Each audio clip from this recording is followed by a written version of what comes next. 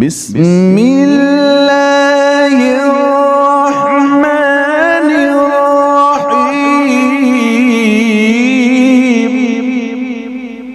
وقرآنا فرقناه لتقرأه على الناس على مكث ونزلناه تنزيلا.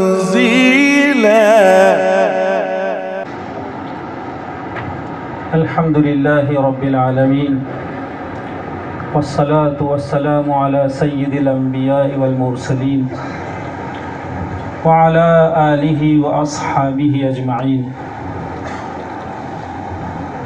أعوذ بالله من الشيطان الرجيم. بسم الله الرحمن الرحيم. من جاء بالحسنة فله عشر أمثالها. صدق اللہ مولانا العظیم. گرامی قدر، قابل صد تکریم و قابل صد احترام اسٹیج پر تشریف فرما ہمارے وہ بزرگان دین جنہوں نے اس امت کے سروں پر اپنا دست شفقت پھیرنے کے لیے شب و روز ایک کر رکھا، شب و روز کی تمیز جنہوں نے ختم کر دی ہے، ایسے اصحاب خطابت، رجال کمال، اصحاب معرفت، اور آج کی اس بہت ہی پاکیزہ مجلس میں شریک میرے دینی اور ایمانی بزرگوں اور بھائیوں، کیا ہی عمدہ یہ مجمع ہے، لائق استقبال اور قابل قدر یہ اجتماع ہے کہ جس میں بڑے ہی پاکیزہ فکروں کے حامل وہ بندگان خدا شریک ہیں جو مختلف امراض کے شکار دکھی بندگان خدا کے دکھ میں حصے داری کا نیک جذبہ رکھتے ہیں اور ان کے درد کا مداوا بننے کی نیک نیتی سے یہاں جمع ہے. خدمت خلق کا یہ جذبہ مبارک ہو. میرے بھائیوں، ماشاءاللہ یہاں اصحاب علم موجود ہیں، وہ اس سے بخوبی واقف ہیں کہ خدمت خلق سے خدا ملتا ہے، اللہ تعالیٰ کا قرب اور اس کی رضا نصیب ہوتی ہے جب کوئی بندہ کسی دکھی کا سہارا بن جاتا ہے تو اس کے اور اللہ رب العزت کے درمیان کے فاصلے ختم ہو جایا کرتے ہیں.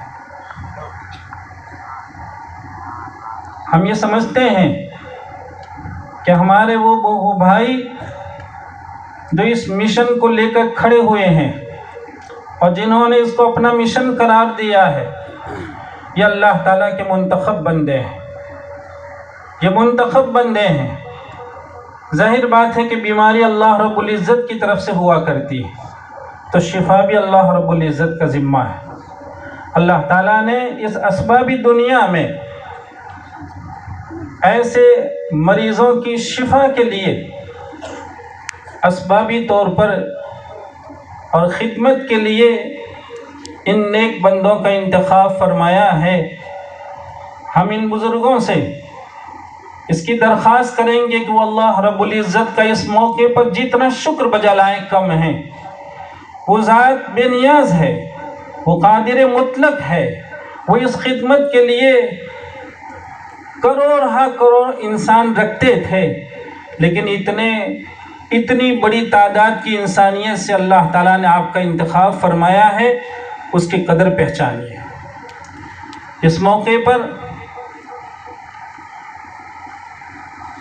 ہم اس مشن کو لے کر چلنے والے ذمہ دار حضرات سے درخواست کریں گے کہ بہت ہی نیک مجمع ہے، بڑی ہی نیک ساعت ہے، ان ساعت میں اللہ رب العزت سے ہمیں اس کی دعا کرنی ہے کہ جیسے ظاہری طور پر آج کی یہ ساعت النور ملٹی ہاسپٹل کی خشت اول کی ساعت ہے، وہاں کسی بھی مشن کی کامیابی، اس کی مضبوطی، اس کی پائیداری اور اس کی نافعیت کے لیے جو ایک خاص خشت ہوا کرتی ہے وہ اخلاص کی خشت ہوا کرتی ہے۔ ہم اس موقع پر اللہ رب العزت سے اس کی دعا کریں کہ اللہ تعالیٰ اخلاص کی دولت سے ہمیں اور آپ کو مالا مال فرمائے اور اخلاص کی راہ اپنانے کی ہمیں توفیق عطا فرمائے۔ اور ہم ان بزرگوں سے بھی اس کی درخواست کریں گے کہ اس کے ساتھ ساتھ جب وہ اتنے بڑے کار خیر اور اتنے بڑے مشن کو لے کر اٹھے ہیں تو وہ مشن کی کامیابی کے لیے مزید ایک اہم جو جز ہے اس کا دامن بھی ہاتھ سے کبھی چھوٹنے نہ دیں، اور وہ ہے آپسی اتفاق و اتحاد۔ آپسی اتفاق و اتحاد، دنیا جانتی ہے کہ اتحاد کسی بھی قوم کی قوت کہلاتی ہے۔ جب قوموں میں اختلاف ہو جاتا ہے، شرازہ منتشر ہو جاتا ہے، قوت جواب دے دیا کرتی ہے۔ اس لیے ضرورت ہے اس بات کی کہ ہم پہلے آپسی اتفاق اور اتحاد کی کوشش کریں۔ جیسا کہ لوگ کہتے ہیں کہ ایک جھاڑو ہوتا ہے، جھاڑو کے بہت سے اجزاء جب ایک رسی میں بن کر مجتمع ہو جاتے ہیں، ان میں اتحاد ہوتا ہے تو وہ کچروں کو صاف کرتا رہتا ہے۔ لیکن اسی جھاڑو کا یہ بندھن جب ختم ہو جاتا ہے اور اس کے اجزاء جب منتشر ہو جاتے ہیں، اتحاد باقی نہیں رہتا ہے، تو پھر یہی جھاڑو کچرا بن جاتا ہے اور لوگ اس کی صفائی کا اہتمام کیا کرتے ہیں، کچرا صاف کرتے ہیں۔ اس لیے ضرورت ہے اس بات کی کہ ہم اولاً آپس میں اتفاق اور اتحاد کی کوشش کریں، اور اس کے لیے ضروری ہے کہ ہم میں کا ہر ایک کر کے بھول جانے کا داعیہ رکھے، کر کے بھول جانا ہے، اور اپنے سے زیادہ اپنے بھائیوں کو امپورٹنٹ دینے کا ہم عزم کریں۔ ہم کچھ نہیں ہیں، ہمیں اگر صلہ، ظاہر بات ہے آدمی دنیا میں محنت کرتا ہے، کوئی بھی آدمی جب محنت کرتا ہے تو اس کا صلہ چاہتا ہے، لیکن ہمیں صلہ اللہ رب العزت سے حاصل کرنا ہے، ہمیں وہاں سے صلہ لینا ہے۔ اس لیے میرے بھائیوں، میرے بزرگوں، اتحاد اور اتفاق کے لیے یہ چیزیں بنیادی کہلایا کرتی ہیں کہ ہم اپنا امپورٹنٹ بھول کر اپنے بھائیوں کو جتنی اہمیت دے سکیں ہمیں دینی ہوگی۔ اس موقع پر یہاں کا جوان اور نوجوان طبقہ، ان کی خدمت میں بھی ایک پیغام ہم یہ دینا چاہتے ہیں۔ معلوم نہیں وہ طبقہ یہاں کتنی تعداد میں ہے، امید ہے کہ ہماری یہ آواز ان تک بھی پہنچے گی کہ یہ جوان طبقہ اس بات کو سمجھیں، وہ ان بزرگوں کی طرح اپنی ذمہ داریوں کا احساس کریں کہ جوان طبقہ کسی بھی قوم کا مستقبل کہلاتا ہے، جوان طبقہ کسی بھی قوم کا مستقبل کہلاتا ہے۔ کسی بھی قوم کی مستقبل کی سربلندی اور اس کی پستی یہ جوانوں سے عبارت ہوا کرتی ہے۔ جوانوں کا کردار اس میں بہت عالی کردار اور بنیادی کردار کہا جاتا ہے، اور ان جوانوں سے اس موقع پر ہم یاد کریں گے کہ بھائیوں، تعلیم کی راہ اپناؤ۔ جو قوم تعلیم کی راہ اپناتی ہے وہ بہت اچھا اور کامیاب مستقبل کی صرف امید نہیں، یقین رکھ سکتی۔ آپ دیکھیں دنیا میں کہ کتنے لاکھوں اور کروڑوں روپیوں سے بنے ہوئے کتنے ہاسپٹلز ہیں جو نیک دل، درد مند، اللہ کا خوف رکھنے والے ڈاکٹروں کے لیے ترس رہی ہیں، اس کا انتظار کر رہی ہیں۔ ہم ان جوانوں سے کہیں گے کہ وہ میڈیکل لائن کے مختلف ناحیے اور جو ہے وہ مختلف پہلوؤں میں اسپیشلٹی پیدا کریں، اسپیشلٹی پیدا کریں۔ آپ بھائیوں کو یہ معلوم ہونا چاہیے کہ جوان جب اپنی جوان عمری میں جوانی کا خمار اور اس کے گردے کو جھاڑ کر تیقظ پیدا کر لیتا ہے، تو چاہے وہ کتنے غریب گھرانے کا ہو. آپ دیکھیے کہ کسی غریب گھرانے کا ایک جوان جوانی کی امنگوں کو قربان کر کے، دوست احباب کو چھوڑ کر، تعلیم کی راہ اپناتے ہوئے شب و روز کو جب ایک کر دیتا ہے، تو ایک روز وہ جوان ایسا دیکھتا ہے کہ وہ بہت ہی غریب گھرانے سے، چاہے وہ کسان ہو، چاہے پنکچر بنانے والا ہو، لیکن اب اگر اس گھرانے کا ایک جوان جب ڈاکٹر بن گیا تو اس کے پیچھے نسلیں میڈیکل لائن اختیار کرتی ہیں، اور ایک موقع ایسا آتا ہے کہ کسان اور پنکچر بنانے والا گھرانہ اب وہ پنکچر بنانے والا نہیں ہوتا ہے، وہ ڈاکٹر ہاؤس ہو جایا کرتا ہے، وہ ڈاکٹر ہاؤس ہو جایا کرتا ہے. ہم چاہتے ہیں کہ ہمارے یہ عزیز ان باتوں کو سمجھیں اور اس کی راہ اپنائیں.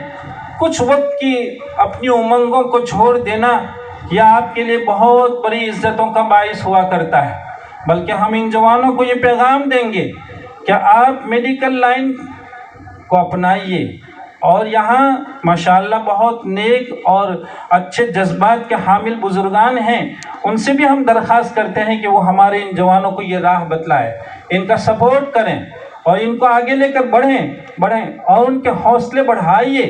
اور اگر کوئی ضرورت مند جوان ہے تو اس کی میڈیکل، ظاہر بات ہے کہ میڈیکل لائن جو وہ بڑی لاگت، بہت پیسہ خرچ ہوتا ہے، ان کا تعاون کیجیے اور ان جوانوں کو بڑھائیے، اور ان جوانوں سے کہیں گے کہ آپ محنت کر کے ہمارے اسلاف، ہمارے آبا میڈیکل لائن میں ان کی جو خدمات ہیں، ہم چاہتے ہیں کہ وہ دور پھر آ جائے، وہ ہمارے اکابر کی تاریخ کو پھر دہرائیں. آپ دیکھتے ہیں کہ دنیا میں اس وقت بہت سی میڈیکل لائن کی وہ تحقیقات، وہ ریسرچ ہیں جو نئے پیکنگ کے ساتھ لائی جاتی ہے، لیکن وہ آپ کے آبا کا ریسرچ ہے، وہ آپ کے آبا کا تحقیق ہے، وہ آپ کے آبا کی تحقیقات ہیں. وہ ابھی کچھ سال پہلے، چونکہ ہم اسپائن کے مریض ہیں، کمر کی تکلیف ہے ہمیں، ہم بمبئی میں علاج کرا رہے تھے.